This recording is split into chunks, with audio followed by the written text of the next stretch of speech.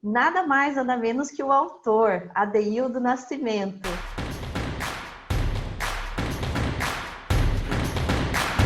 E hoje uma grande satisfação, depois de termos a oportunidade do nosso quadro Momento Leitura, conhecermos sobre a inteligência espiritual, em especial no mundo do trabalho, nada mais, nada menos que o autor, Adeildo Nascimento. Adeildo, que honra poder estar aqui com você, conversar com você. Prazer, Adeildo.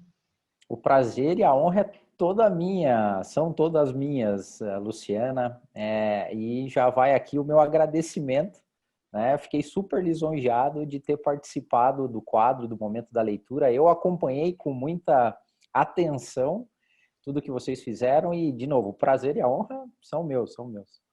Puxa, Adeildo, foi assim tão com tanta sinergia que aconteceu, porque a gente vem trabalhando sobre autoconhecimento no canal, a gente vem percebendo a necessidade de como sermos mais protagonistas, e principalmente diante do que a gente vem vivenciando, a exemplo do ano passado, que tivemos tantas mudanças, tantos aprendizados, o impacto das inteligências. E nós trabalhamos em diversos vídeos sobre as inteligências múltiplas. E por isso que eu falei em sinergia, foi muito acertado encontrarmos aí, eu lembrar do seu livro e poder ter aí a sua aprovação para podermos compartilhar e principalmente trazer um aspecto que eu acredito, como a gente já conversou em outros momentos também, que provavelmente seja assim de muito impacto e muito atual em relação aos nossos processos, às nossas empresas, a partir agora desse início de ano, falando aí sobre a inteligência espiritual. Você também percebe, Adeildo, essa possibilidade, essa abertura, esse terreno fértil que nós temos? Eu acredito muito nisso, Luciana. Assim, é claro que esse ano que se passou, ele trouxe consigo, né, muitos desafios, muitos problemas, muitas situações tristes para a gente, mas ele também, eu acho que exacerbou o outro lado da necessidade que a gente tem de olhar para o ser humano, né? Até eu costumo dizer que pré-pandemia, e eu imagino que isso se arrefeça um pouco agora, havia um endeusamento muito grande da tecnologia, como se a tecnologia respondesse todos os problemas da humanidade. E, na verdade, ele não responde, na verdade. O futuro, para mim, é claro que vai ser tecnologia e gente. E no que tange a gente, assim, a profundidade do que é o ser humano, a tecnologia ainda está longe de chegar.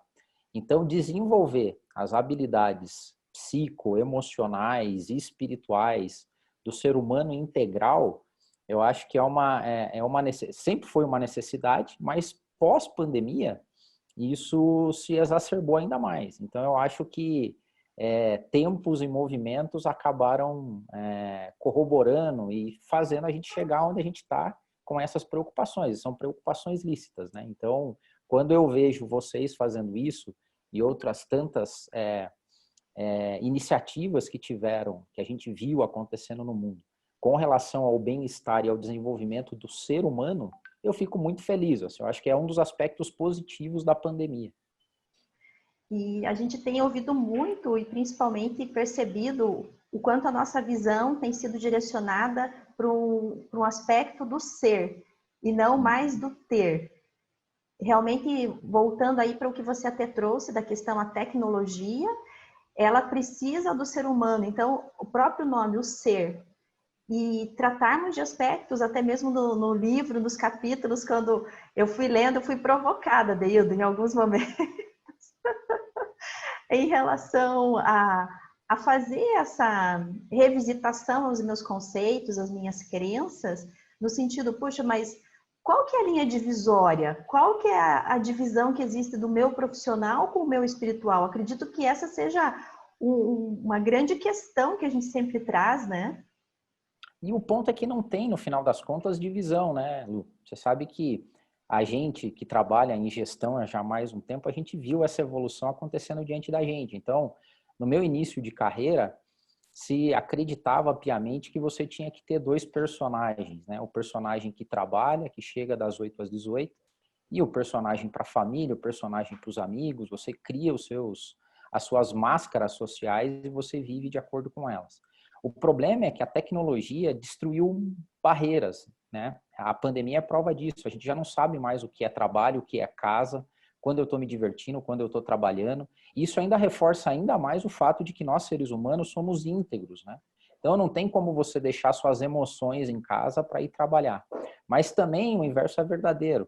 Você pode usar a sua espiritualidade, a sua vocação e as suas emoções para turbinar negócios, para criar valor, para produzir com performance e de uma maneira saudável, né?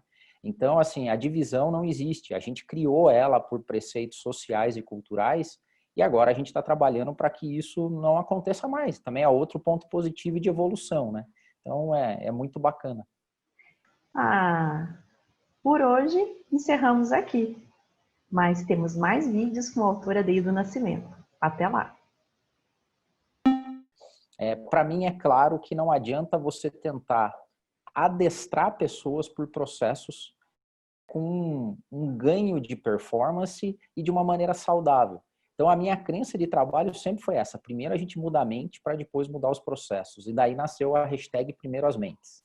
Então, eu tenho um certo temor de qual vai ser o resultado pós-pandemia dessa aceleração da quebra dos muros.